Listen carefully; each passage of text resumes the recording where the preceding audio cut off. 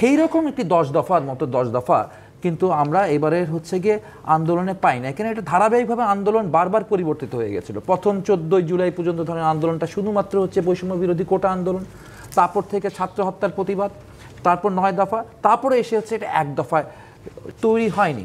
ফলে ঐক্যের জায়গার ক্ষেত্রে তো নানান বিষয় থাকবে। তবে কমিউনিস্ট পার্টি মনে করে যে এই যে আমূল পরিবর্তন দরকার বা রাষ্ট্রের যে সংস্কার দরকার, সেই সংস্কারটা করতে হবে জনগণকে নিয়ে।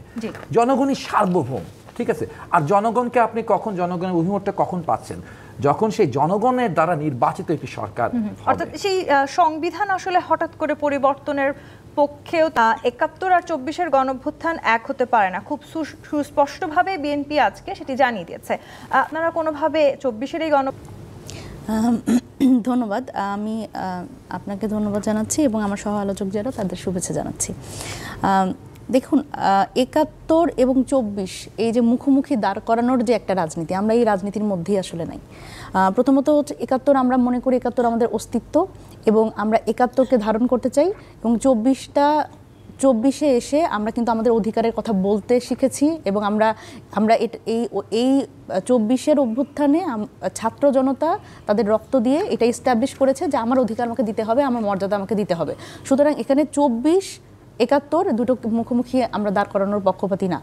সেই জায়গা থেকে আমরা যেটা বলছি সেটা হলো, দেখেন এই যে অনেকেই আসলে অনেক রাজনৈতিক দলই বলার চেষ্টা করে যে এই ২৪-এর অভ্যুত্থান আসলে একটা স্বাভাবিক ক্ষমতার পট পরিবর্তন, কিন্তু এইভাবে করে আসলে একটা অভ্যুত্থানকে ডিফাইন করলে হবে না। কারণ এই ২৪-এর অভ্যুত্থানটা শুধুমাত্র একটা নির্বাচনের জন্য হয়নি। আপনি কোথাও লেখা দেখবেন না যে, কোনো রিকশাওয়ালার মুখে শুনবেন না যে শুধুমাত্র এই অভ্যুত্থান হয়েছে শুধুমাত্র সে চায় একটা নির্বাচন হোক। কোনো ছাত্রের মুখে শুনবেন না একটা নির্বাচনের জন্য এই অভ্যুত্থান হয়েছে।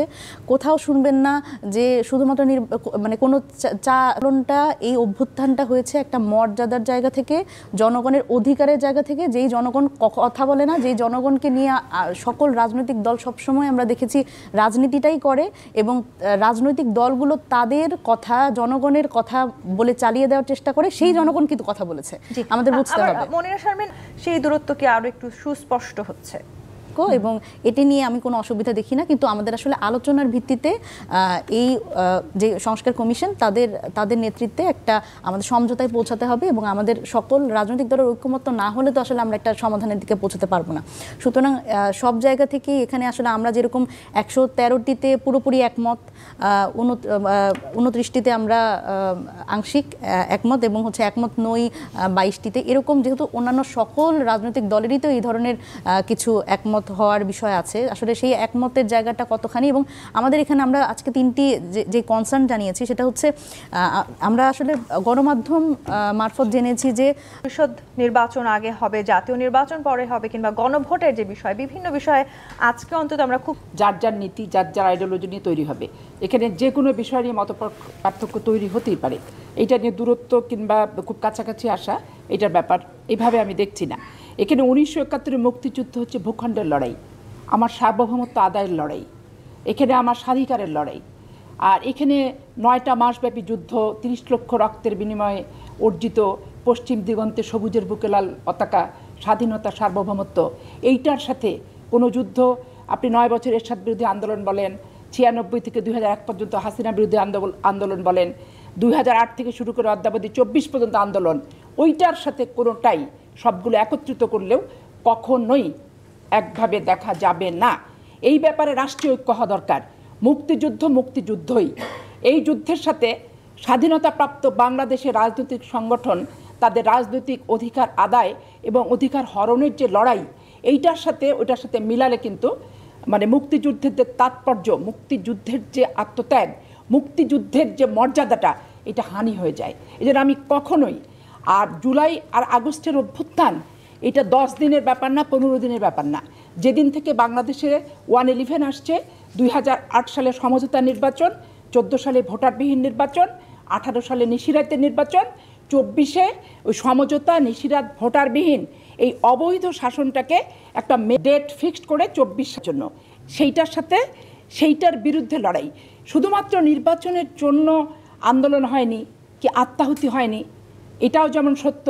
আর ক্ষমতায় যে রাজনৈতিক সংগঠন করে ওই রাজনৈতিক সংগঠনের তাদের প্রতিষ্ঠা করতে কতটুকু সময় লাগবে, তাদের সুযোগ সুবিধা দিয়ে লালন পালন করে কতটুকু সাবাল্য করা যাবে, সেই সময় পর্যন্ত অপেক্ষা করে নির্বাচন, এটাও কিন্তু জুলাই আগস্টের মর্মার্থ কিংবা ভাবার্থ ভিতরে এটাও কিন্তু আসে না। এখন আপনি হয়তো বলতে পারেন তাহলে এই যুদ্ধটা কিসের হলো?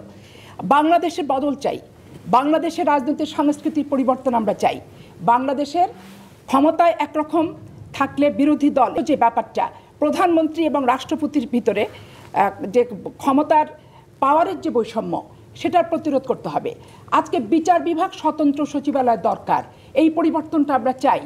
রাষ্ট্রে যে ক্ষমতায় যায় কেন শোষক হয়, কেন যে নির্যাতন করে, নির্যাতিতর পক্ষে কেন থাকে না? জনগণের প্রতিনিধি, জনগণের মালিক রাষ্ট্রীয় ক্ষমতায় যাওয়ার পরে কেন সেই রূপটা আমরা দেখতে পাই না? এই কারণগুলো উদ্ঘাটন করতে গেলে যে বিষয়গুলো আসতেছে সেইটার হচ্ছে সংস্কার দরকার। যেমন ধরেন, নির্বাচন কমিশনের বেসিক্যালি কোনো কাজ নাই, তফসিল ঘোষণা করা, নমিনেশন সাবমিট করা, বাছাই করা, এবং হচ্ছে কে বৈধ কে অবৈধ, পোস্টার কিভাবে মারবে, কয় টাকা খরচা করবে, আর কয়টা মাইকের হর্ন ব্যবহার করবে থেকে অদ্যাবধি পর্যন্ত ডিসি, এসপি, ইউনো আর ওসি বাংলাদেশে নির্বাচন পরিচালনা করে।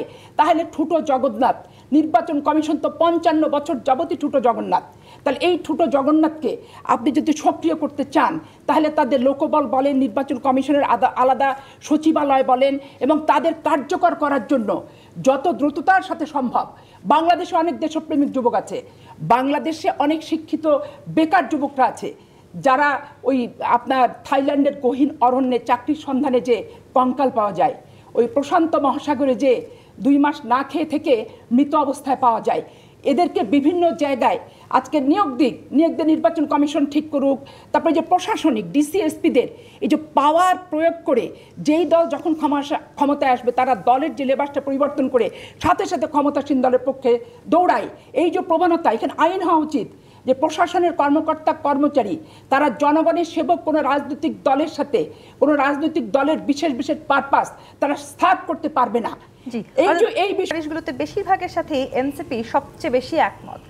তার মানে কি এখন আসলে সেই অভিযোগ যেই সরকারের সাথে আমাদের প্রতি সরকার দুর্বল বা নানান ধরনের অভিযোগ যেটা বিভিন্ন সময় আমরা দেখেছি, এটা আমার কাছে মনে হয় একটা পলিটিক্যাল রেটরিক, এবং এইটা আসলে কোনো বাস্তবতা আমি ব্যক্তিগতভাবে দেখি না।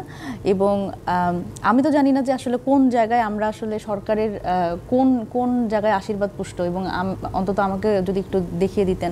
ইভেন অনেক ক্ষেত্রে এইটা ইয়ে করা হয় যে আমাদের আসলে যিনি আহ্বায়ক, তিনি উপদেষ্টা ছিলেন সাবেক, তো সেই জায়গা থেকেও কিন্তু আমাদের দলীয় যেই আমাদের স্ট্যান্ড ছিল যে কেউ যদি আমাদের দলে আসতে চায়, সেখানেও কিন্তু আসলে উপদেষ্টা থেকে পদত্যাগ করে আসতে হবে। কিন্তু সেই জায়গা থেকে এই যে একটা অভিযোগ করা হয় আমাদের বিপক্ষে, সেটা হচ্ছে আমার মনে হয় যে এটা শুধুমাত্র একটা রাজনৈতিক রেটরিক আর কি।